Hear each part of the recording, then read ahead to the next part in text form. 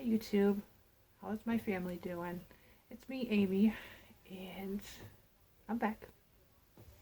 I hope y'all are having a blessed night.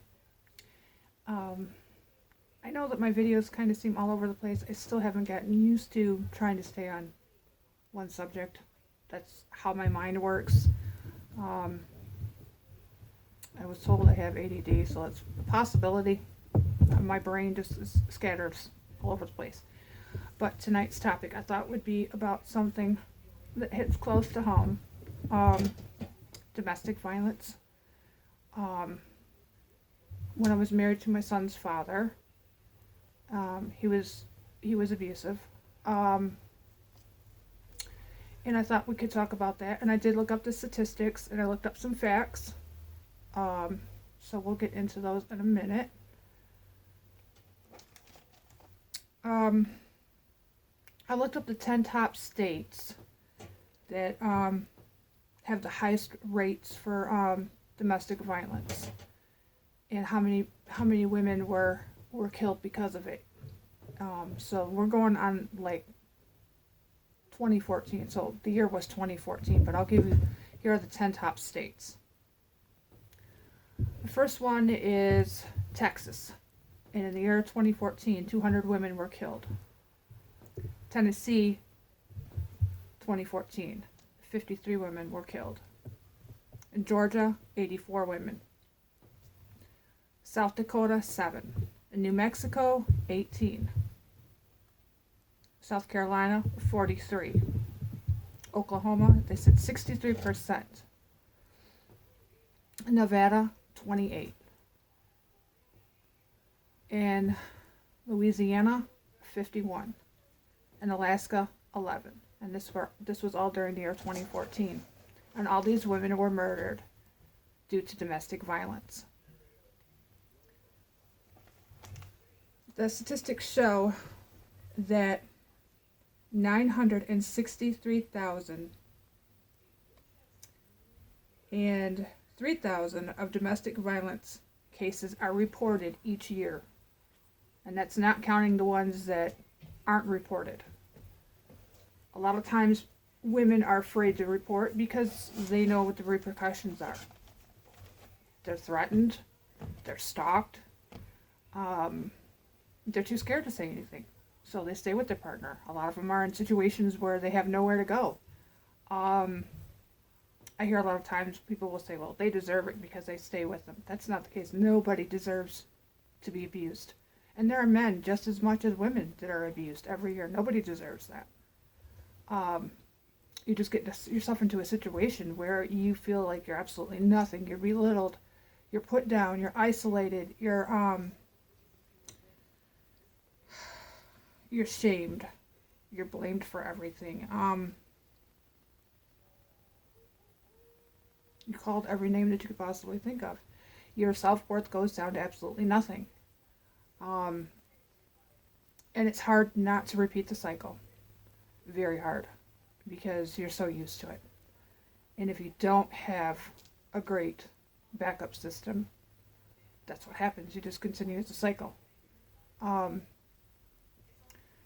didn't look up the statistics of how many women go to jail or go to prison for harming or murdering their abuser, because a lot of times it's overlooked.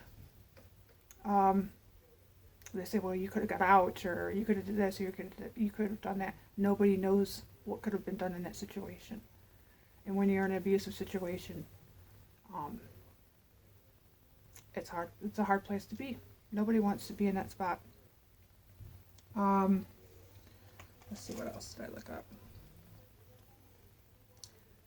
South Africa is said to have the highest statistics of rape and domestic violence.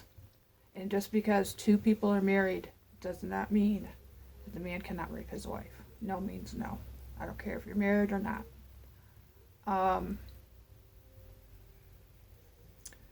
Like I said, a lot of times women just go back because they don't have anywhere to go. They're afraid. A favorite saying of an abusive person is, oh, I'm sorry, it won't happen again, or I don't know what happened to me, or I was just really angry. No. Nobody Nobody deserves to be treated that way just because somebody's really angry or they had a really bad day. There's plenty of help to get out there for people that, you know, have what they call a bad temper, quote unquote. But there is help. You get counseling, get therapy. There's always help. Unfortunately, I don't know, to me it just seems like the laws aren't strict enough against domestic violence because it just continues to happen. When I was with my son's father, he would pin me to the floor. He would sit on my chest. I couldn't get up because he was a lot bigger than me. He grabbed me by my arms and he left bruises.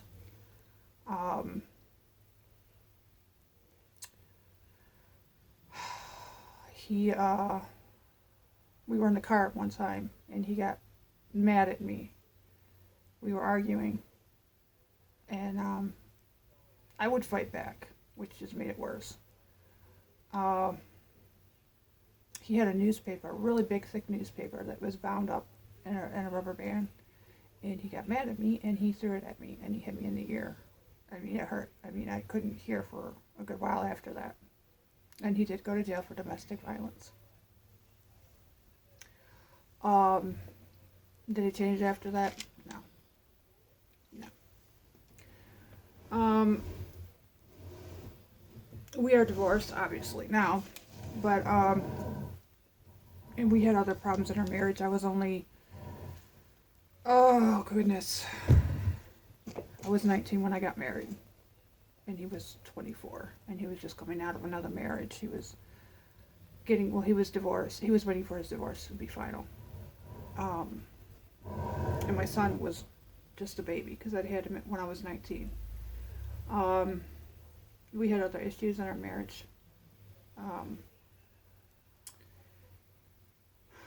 We got into a fight one day, and he picked up a remote to the TV, and I was a good distance across the room, and he threw it at me, and when he did, he hit me in the hip bone with it, and it popped open. The remote popped open, and there was some powerful force behind it because it hurt pretty bad.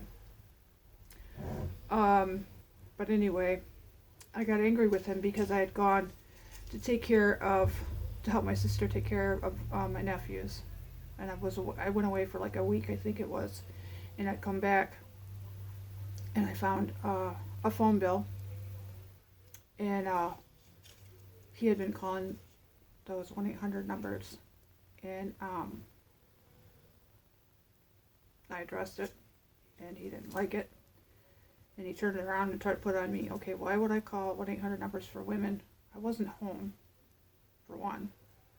I'm not interested in women. So you're going to turn around and try to put it on me, and that's something else abusers are known for, to switch blame. Anyway, I picked up an empty water bottle, and I threw it at him. I shouldn't have, but I did. I threw it at him and hit him in the head, and I didn't throw it hard, but I threw it at him. He called the cops on me. I didn't go to jail, but I did have to go to the station to talk to the cops, or the officers. I had a court date. I had to stay away from the house. I didn't listen. I went back. I shouldn't have. But I had to leave because I would have gotten in more trouble. So I did end up leaving the house. Like I said, women or men, it's not okay to abuse. And I know that I shouldn't have thrown the bottle at him, the empty water bottle at him. I didn't have any right to do that. So I ended up having to go to an assessment to see if I was a victim or if I was an abusive person. And I had never, ever been violent with anyone, ever. I mean, I get my typical brother-sister fights, but I've never been violent with anyone.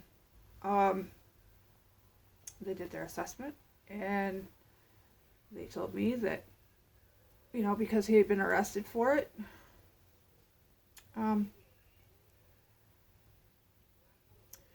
that I was the victim. And and I was court ordered to go to battered women classes.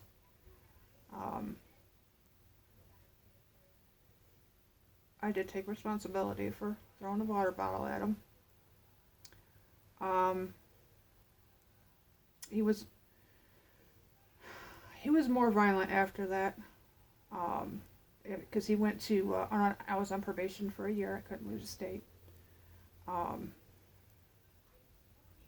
and at the end of the year, his job took him to another state, and I wanted to go with him, and the probation officer had told me if it had been up to her, she wouldn't have lifted the probation because she didn't want me leaving with him because she felt he was dangerous, and he was.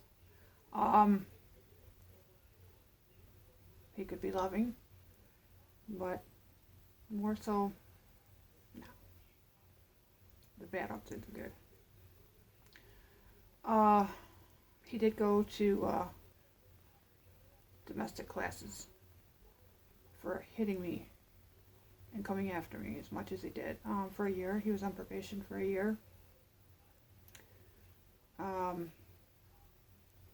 Then after that, no, it wasn't too long after that, maybe a couple years, 2 years maybe, I don't know.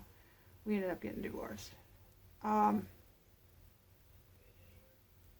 Nobody's perfect. I know we all have flaws, but I'm not a violent person. And like I said, a lot of times we feel trapped. And a lot of times the abuser will manipulate, and they do that very, very well.